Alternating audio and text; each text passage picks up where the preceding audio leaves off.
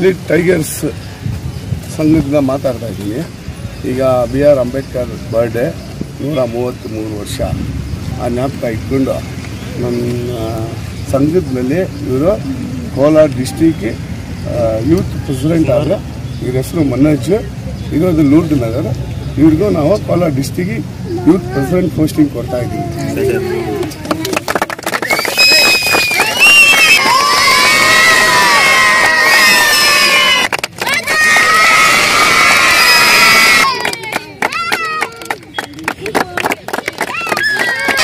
நான் எதுக்கு இந்த சங்கத்தில் சேரேன்னா, நான் ஒரு அம்பேத்கர் ஃபாலோவர்.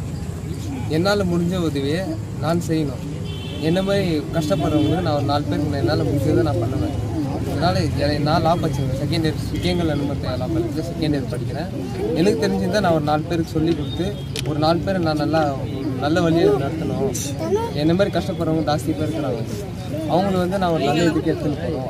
அவங்க ஒரு லெவலில் நான் இப்போ போயிருக்கணும். ரொம்ப கஷ்டப்படுறவங்க நான் என்னால் முடிஞ்சது நான் 4-5 பேரை படிச்சிருக்கேன். அதனால தான் நான் இது சோஷியல் ஒர்க்கராக நான் ஜாயின் பண்ணுறேன்.